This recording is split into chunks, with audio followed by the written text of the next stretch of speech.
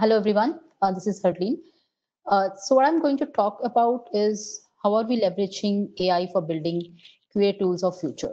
So I think we heard a lot about AI, right from Dr. Jim, who very nicely put together the whole story, and then Karina, and then my colleague Rajeshwari. So what I'm going to conclude, I think, the last session is about how are we bringing all these practices or techniques to build some of the QA tools. So I think we all appreciate this journey of QA, how far we have come. So when I started my career about 2 decades ago, it was mostly manual testing, right? And there were few scripts, maybe for regression, we used to automate. And but where we are today, obviously those are things of past. Where we are today is the companies have started understanding, they have started appreciating, and in fact started using some of the AI techniques already in some form or shape, right? So they are using probably to optimize their scripts or maybe to predict some of these things. And the next level is where what companies are exploring, and so are we, is how do you bring some components of AI to make the entire automation smart? And how do you augment some of this AI with the traditional tools which have been using, probably which cannot automate a lot of stuff, right? So if I use UFT, Selenium, maybe I get a basic automation, but how do I add intelligence? And that's where a lot of companies are doing work and augmenting intelligence into those tools. And finally, where we are heading towards, so we have achieved 1 2 3 4, and where we are heading towards is how can we make, beyond this, how can we make this whole testing as autonomous as possible? And which essentially means, just like humans, can I replace them with some of the bots who can come and do testing on behalf of me? So we are also in the early stages of experimentation in this area. So this is using some of the reinforcement deep learning methods, but this is where I think organizations want to go next after they have achieved AI-based test selection, smart automation, and so on. So what are the, when we speak about using AI in QA, so I'm talking in context of QA here. So what are the typical uses that we see, or when we talk to various clients, or when we are seeing in our projects? So there are a couple of things in which this is being used. So first one is what we call as data bots, right? So you do have your traditional ways of test data generation, but there are certain cases, there are certain elements where you cannot use the traditional tools. I'll give you an example. Maybe you want to take data from production, right? But you do not know what is a critical, even before you can mask, you do not know what are the critical data elements which needs to be masked. So in those cases, what we have used, and what could come handy is, how can you do a pattern analysis for the data in production and then identify that these are the critical fields? Maybe you have two address field, one is of account holder, and another is maybe the bank, but the other field, only one of the field is critical. So some of those techniques can augment your traditional data generation tools, and that is where the data bots come handy. Second use case that we have seen in practice is what we call as digital testers, right? So how can you have some of RPA or other AI models which could help the testers, right? When I'm doing my testing, how can it help me in some of the repetitive redundant tasks? Maybe it's a defect logging, maybe I'm downloading or uploading some of the data again and again. So how can some of these RPS and RPA also have intelligence built in the latest versions of RPA tools, which they're calling as intelligent process automation? So how can we bring all those things together as digital tests? And third, a use case which we have seen, and this is one of the most common, is doing predictive analysis, right? So there is a lot of data that is available for QA teams. They can be in form of defects, they could be in form of production tickets, your application logs, or your execution history. So how can you apply? And that's the most common thing that we have seen in application, where all this kind of data is used and AI or machine learning methods are applied to give some of these predictions which can help the QA teams. And finally, what we have seen in usage is what we call as advisory bots. So these are the bots which help the testers, right? So maybe in traditional ways, you will have a, a dashboard which will give you a complete view after you're done testing or you are still doing testing. But the things have changed. Now what you want when I'm doing testing, I want real-time insights. And I don't even want to query or don't even want to go to that particular dashboard. So how can I have, and that's the practical use cases we have seen, where you build some interface, a conversational interface on your whatever dashboards or your reports, and they keep assisting in real time. They keep advising the testers in real time that this is what, critical things that you need to test, or this is how the release is going on, this is what the coverage is, and so on. So these are some very, I've tried to bucket them into common areas, what we have seen. Now, how do we build this, right? So I see that there is application maybe in certain places, or some people are trying to apply this into their organizations. So what is the whole framework that we have used? And Dr. Jim had spoken about the whole AI life cycle, right? So this is something, the life cycle which we refer to as for our framework. So this is about discovery, discover, learn, sense, and respond, right? So when, first of all, you need to discover the source of data. For example, on what do I need to build my ML or AI models on? So like I said earlier, this could be your defects, your tickets, codes, logs. So this could be anything on which you want to. Kishore, are you saying something? Am I audible? Yeah, Arlene, we can hear you well. Yeah, Arlene, you are. Because I saw a notification that Kishore speaking, so I thought maybe I was not audible and we're trying to say something. Okay. Okay, so yeah, so the first point here is, how do you discover the data? How do you identify the data on which you want to build your machine learning models? And then once you have identified the model, the data, underlying discovery of data has happened, then how do you train your models? And that's a learning phase. How do you train your models on that data, right? So I want to build certain kind of models on want to train them on a certain set of data. And once the models are trained enough, then they should have ability to sense, right? So they should be able to identify for what they have been built. Maybe they should be able to tell me that these are two correlated defects, or these are correlated areas based upon the way I have built the models. Or they should be able to tell me that these are the impacted scripts when something changes. So whatever that could be for which I have built the model, they should be able to sense and finally respond. So that is the most important feature, because it should have capability to automatically respond, trigger the response based upon whatever it has sensed. So it could be as simple as triggering some of the automated scripts whenever it sees some change. So essentially, this is the overall framework based upon which we have built our AI platform, which is our AI ML platform for testing. So using those principles of discover, sense, and respond. So this essentially gives a view of, so there are two things. One, what you will see is there are already some pre-built AI ML use cases, which could be used out of the box in the given situation. However, if those use cases cannot be used, it also provides the capabilities to onboard the custom use cases, which could be useful in particular context. So I will give you an example of some of the pre-built use cases that we have in this platform. So the first one is what we call as optimization. So this particular use case is based upon clustering techniques, which essentially means if you have a large repository of test cases built over a period of time, how it will be able to identify and remove the redundancies. What it means is it will be able to cluster similar test cases into a same bucket, right? So then the tester can take a call that whether I need to keep both, or whether they are duplicate, or whether I can optimize my whole test suite based upon that.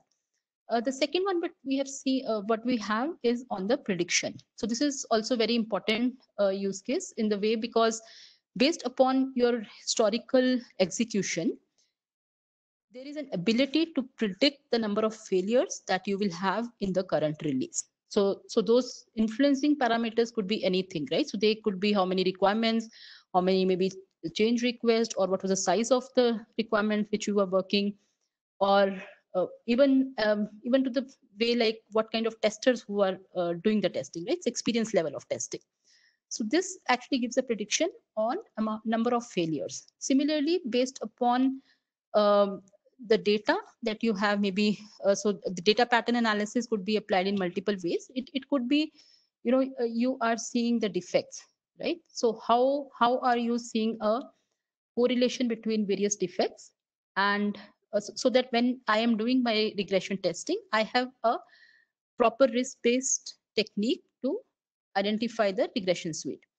And another use case which I will want to speak about is about the coverage. So this is, I think, one of the very important parameters for testers. We always want to know by end of our testing that, what is a code coverage, what is a functional coverage. So there are pre-built models here, which will give you both the code coverage after the execution is done, as well as a functional coverage. So functional coverage is with respect to your previous release. For example, in this release, these were all the functional flows which were covered, and it will draw a map and compare with the current release, and will tell you, what are the missing parts, what are the additional coverage that you have done, or whether it was identical to what you have done earlier. So all these, and there are a few other, right? For example, the reviewer, the test case reviewer, so which essentially is nothing but it is an automated way to make sure that the test cases that are being written are complete, non-ambiguous, and are meeting certain standards, right? And at the same time is giving the enough coverage with respect to the requirements. So these are some of the use cases, some of the pre-built use cases, and there are a couple of more, but I've just kept the list to a few of them. And like I said, that it may so be that tomorrow, if you want to use this platform, you may not want to use any of that, because the problem statement that you want to solve is completely different. And there is a capability where you can create your own models. They could be trained, they could be deployed on the same framework. And this particular platform has its own inbuilt visualization. At the same time, it can integrate with the CI/CD pipeline. So if you have any inbuilt CI/CD pipeline, it can also integrate with it, and it also integrates with a lot of third-party, standard tools. Now, given this in the background, I will probably take one scenario, one example on how we will use some of these use cases in a continuous testing scenario, right? So I've taken a very, very simple and simple illustration so that, we can appreciate how in the entire continuous testing lifecycle, some of these use cases will play a role. So let's say there's a user story, and the same user story is obviously being used by everybody in the team, whether it's a developer or tester. So developer writes a code, tester looks to write the test scripts, and so on. Now, so there are various interventions. So if you look at this legend, this is what I will speak through. So each legend has a particular use case or particular capability associated with it. Right? So when a user story is created, the very first capability that we can use is a requirement reviewer itself, right? At the very entry level, we can identify if the user story, if are there any ambiguities in the user story? Is the user story complete? Is the user story giving the message what it is supposed to give?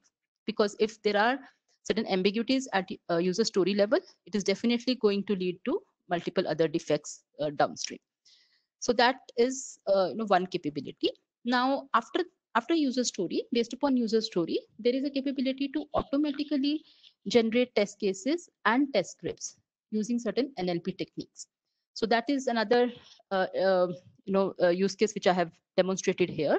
So automated capability using NLP for creation of test cases and test scripts. And similarly, like I explained in user stories, the reviewer, the same way there is an NLP based reviewer for the test cases as well. Now after that, let's assume that code is being checked in by the developer, and obviously now you need to add what are the test scripts which needs to be executed for the corresponding code. So there is an automated test script recommender which comes into play, and it looks into multiple. So this is the legend for it. So it looks into multiple dimensions, right? So it looks into your code changes. So which are the classes, which are the new code which has been checked in, and then traces which are the corresponding scripts which it should add into the CI/CD pipeline. It also looks at the execution history. Maybe there were certain scripts which were failing multiple times, and they are also related to this one, and it prioritizes and adds those scripts as well. It also brings the insights from your previous execution history, for example, from the defect patterns, right? So if there was defects, too many defects in a particular application area, it probably will give a higher probability and pick up those corresponding test scripts. Or it will also look at which of the application area, and if there was a correlation, which was again through defect pattern analysis, it will give certain correlation, and it will intelligently pick those scripts. And it will also look at what are the screen changes which has happened and so on. So what I'm essentially trying to say, there are multiple dimensions which will be looked, and the corresponding test scripts will be picked up and added into the CI/CD pipeline. Now, when this execution is happening, so probably there could be a scenario where your UI of the application has changed. And typically, maybe those scripts will fail, and when the tester will analyze, he or she will have to analyze why the script failed. Was it because of the application failure, or was there an issue with the script? So in this case, there is a self-healing agent which will get kicked off in such a scenario. Let's say there was some change in UI elements. So it will intelligently diagnose those changes, and it will do the healing of those scripts. And hence your execution will continue, and you will see the results. So though it does a self-healing, at the end of the certain cases, it may so be that probably the solution which was recommended here may not be the ideal one. So in your report, you would also see that which all places it has healed on its own, so that if there is a manual intervention which you need to take at the end of your execution, you can do that as well. So once this whole execution is complete, then obviously, you want to know what was my code coverage, what was my functional coverage, what APIs were called, and then for the future releases, can I, collect data for prediction and so on. And that is where this whole analytics dashboard, which will collect data from various sources, whatever is Jira, ALM, or whatever those sources could be, right? And it will give a code coverage. So we have integrated with some open source tool for code coverage. It will also provide the functional coverage and API coverage or any anomaly that it detects. So all these things could be, visualized, could be used for the future release planning. At the same time, there is also, inputs wherever we have access to production data. So we also take the insights there, but many places we have limitation of non-availability of production data as such, production systems as such. So then that step becomes optional. But in places where we are able to extract some of this mass data, that those insights also are taken from there. So this is essentially the overall summary of or I can say a day in a life, right? In a very simple way, how some of these capabilities can be used across a continuous testing scenario.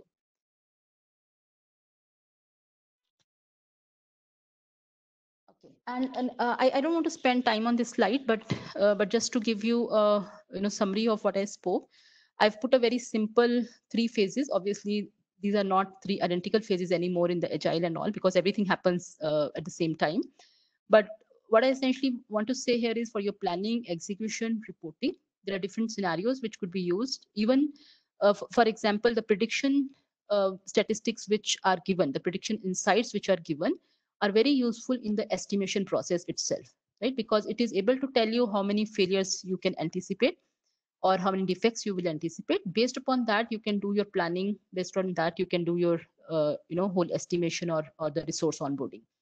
And another thing which I have probably not spoken about is about on this UI change analysis, right? So during execution, most of the time what happens is there might be a very minor change on the UI which might go so there was another thing which I spoke about, self-healing. But apart from that, visually, if you want to see that what has changed on the UI and whether everything is intact on the UI, and extremely important when you are doing digital kind of testing, right?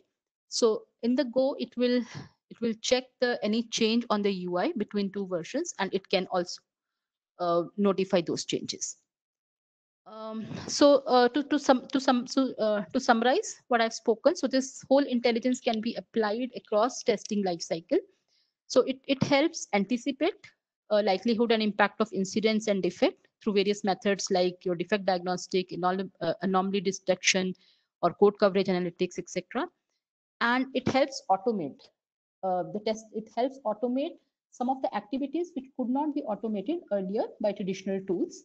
and create really a zero time, zero touch kind of testing process.